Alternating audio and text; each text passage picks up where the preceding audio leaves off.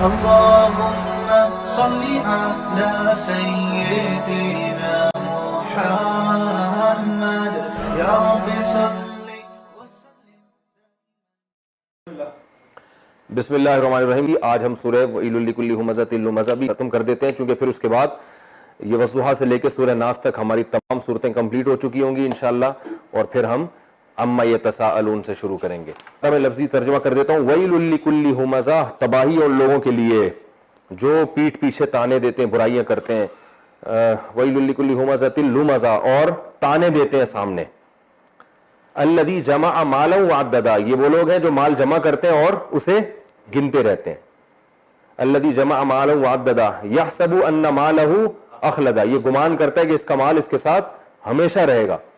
کلا، ہرگز ایسا نہیں ہے. لیمبذن فی الحطمہ، اس کو پھینک دیا جائے گا حطمہ میں. وما ادراک ما الحطمہ، تمہیں کیا پتا کہ حطمہ کیا ہے. نار اللہ، یہ اللہ کی آگ ہے. الموقدہ، تو جلائی جائے گی. التی تطلع علی الافئدہ، یہ آگ دلوں پہ پہنچے گی. اور فی عمد ممددہ، اور وہ کیا ہے، انہا علیہم موصدہ، یہ آگ ان پر بند کر دی جائے گی. فی عمد ممددہ، لمبے لمبے ستونوں کے اندر. تو اس صورت میں اللہ تعالیٰ نے انسان کی دو اخلاقی برائیاں بیان کی ہیں. ایک، معاشرے میں فساد پھیلانا، ٹھیک ہے نا. جو بھی میں نے آپ کو شروع میں بات بتائی تھی کہ قرآن جب بھی اچھے لوگوں کی بات بیان کرتا ہے تو وہ جو اعلیٰ درجے کے اچھے، جب برے لوگوں کی کوالٹی بیان کرتا ہے تو وہ جو اعلیٰ درجے کے برے. تو اعلیٰ درجے کے برے کون ہوتے ہیں؟ کہ جو لالچیوں، پیسوں اور انسانوں میں پھوٹ ڈالنے میں لگے رہے. ان کی فطرت کو نا، گندی فطرت کو سکون اسی سے ملتا ہے.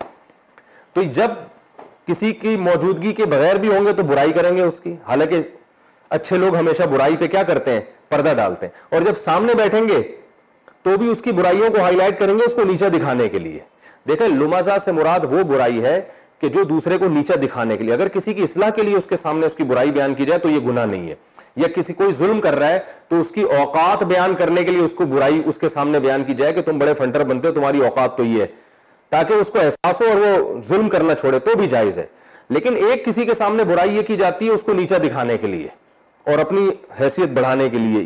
یہ تانا دینا اسلام میں جائز نہیں ہے. آج کل لوگ ایسے ہی کر رہے ہیں، اس کو کسی کے منہ پہ اس کو ذلیل کر دیتے ہیں، بجائے اس کے کہ اس کو جو ہے نا اس کو اصلاح کا پہلو اختیار کریں. ایسا طریقہ نصیحت کا اختیار کریں جس سے برائی چھوٹ جائے.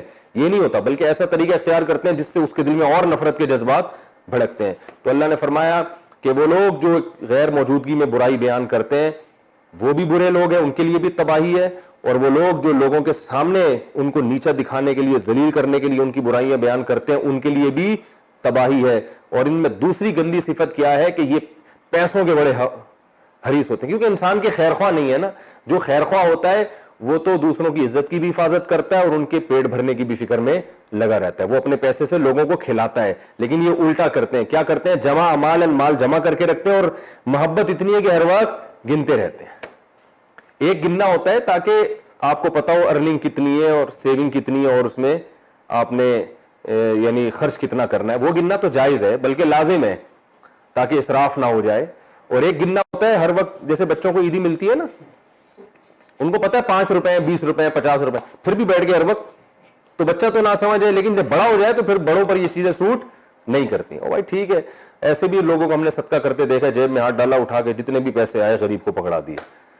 تو ہر وقت جو ہے نا اس کو پکڑ کے یوں فرتے محبت میں، پیسہ ہے بھائی، مٹی ہے، ختم ہو جائے گا. تو یہ ہوس جو ہے نا دولت کی اللہ کو پسند نہیں ہے. تو ہوس میں جو گنتے رہتے ہیں اللہ کو یہ چیز پسند نہیں. الذی جمع مالا وعددا احسب ان مالہ اخلد، اللہ فرماتے ہیں اس پاگل کو یہ پتہ نہیں ہے، وہ سمجھ رہا ہے یہ مال ہمیشہ رہے گا.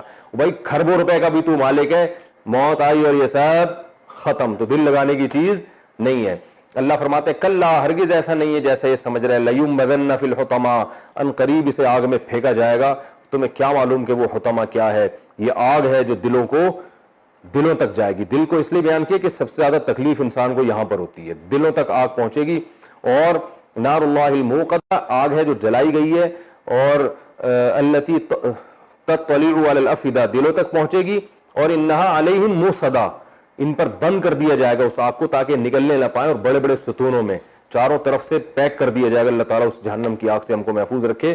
تو یہ اخلاقی برائیاں اللہ کی نظر میں چھوٹی نہیں ہے. تو اس صورت کا حاصل کیا نکلا؟ اس کا خلاصہ یہ نکلا کہ انسان کو انسانیت کے لیے خیر خواہ بننا چاہیے. اپنی زبان سے بھی لوگوں کو عزت دے, ٹھیک ہے نا, ان کی برائیاں ہیں تو اس پہ پردہ ڈالے, سامنے بھی جب کسی سے تذکرہ کرے تو اس کو نیچا دکھانے کی فکر میں نہ لگا رہے, اور مال سے بھی لوگوں پہ کیا کرے, خرچ کرے.